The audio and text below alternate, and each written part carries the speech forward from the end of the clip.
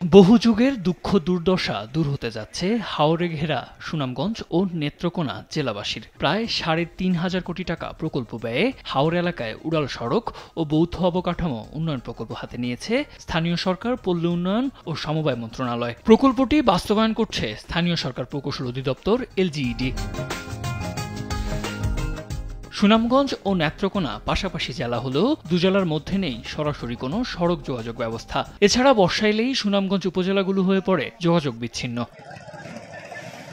বর্ষার সময়ে নৌকা ও ট্রলার ছাড়া অন্য কোনো যোগাযোগ ব্যবস্থা না থাকায় বিনা চিকিৎসায় মৃত্যুর কোলে ঢলে পড়েন এখানকার অনেক রোগী। সেই সঙ্গে এখানে প্রসূতি মা ও শিশুর মৃত্যুর হার অন্যান্য এলাকার চেয়ে অনেক বেশি। সড়কের অভাবে এতদিন বাধাগ্রস্ত হয়েছে এখানকার শিক্ষা, আর্থসামাজিক উন্নয়নও। দীর্ঘ সময় লাগেনি তেমন কোনো উন্নয়নের ছোঁয়া।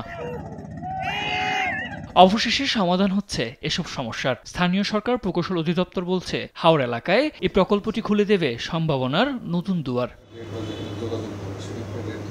প্রকল্পের আওতায় সুরমা নদীর ওপর ব্রিজ সহ মোট ৯৫.২৩ কিলোমিটার অল ওয়েদার সড়ক, ৩১.০৫ কিলোমিটার ডুবো সড়ক, ১৩.৪৬ কিলোমিটার উড়াল সড়ক ও ৬,৭১২.৬৩ মিটার ব্রিজ কালভার্ট বাস্তবায়িত হচ্ছে।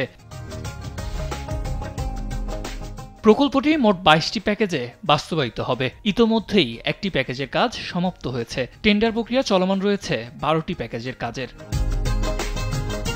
এছাড়া উপজেলা ভিত্তিক ১৩৯.৭৪ কিলোমিটারের মোট ১৫টি রাস্তা তৈরি হবে, যার মধ্যে ধর্মপাশায় ৬৭.৯৬ কিলোমিটারের ৭টি, জামালগঞ্জে ১৩.০১ কিলোমিটারের ২টি, বিশম্ভরপুরে ৭.৬৫ কিলোমিটারের ২টি এবং তাহিরপুরে ৫১.১২ কিলোমিটারের ৪টি রাস্তা হবে।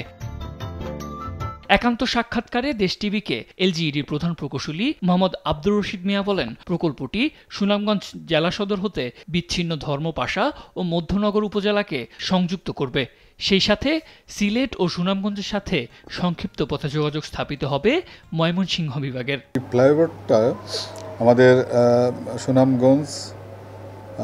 সুনামগঞ্জ থেকে শুরু হবে, সুনামগঞ্জ জামালগঞ্জ ধর্মপাশা হয়ে নেত্রকোনার সাথে এটা সংযোগ হবে। প্রায় ৩২ কিলোমিটার আমাদের এই সড়কটাই, এবং এটা ময়মনসিংহ এবং সিলেট বিভাগকে যুক্ত করবে এবং প্রায় এটার লেন্থ প্রায় ৫০ থেকে ৬০ কিলোমিটার লেন্থ আমাদের কমে যাবে আর কি। এলজিইডির প্রধান প্রকৌশলী আরও বলেন, প্রকল্পটি বাস্তবায়িত হলে সুনামগঞ্জে অবস্থিত শুল্ক স্টেশন, বাগলি, বড়ছড়া, টেকের ঘাট থেকে কয়লা ও পাথর শুধু বর্ষাকালে নয়, সড়কের মাধ্যমে আমদানি করা যাবে বছরব্যাপী। সুনামগঞ্জের এখানে ৩টা ল্যান্ড পোর্ট আছে। সেই ল্যান্ড পোর্টে এখানে কয়লা এবং পাথর এইগুলি যে পরিবহন, বর্ষাকালে হয়তো সেটা আপনি নৌপথে হয়তো পরিবহন করতে পারে, কিন্তু যখন পানি থাকে না তখন কিন্তু এই কয়লা এবং পাথরগুলি পরিবহনের সমস্যা হয় আর কি। তো এটার আমাদের এই উড়াল সড়কটা হলে আমরা সারা বছর মানে এই কয়লা এবং পাথর এই ৩টা ল্যান্ড পোর্টের সাথে অলরেডি মানে কানেকশন হবে,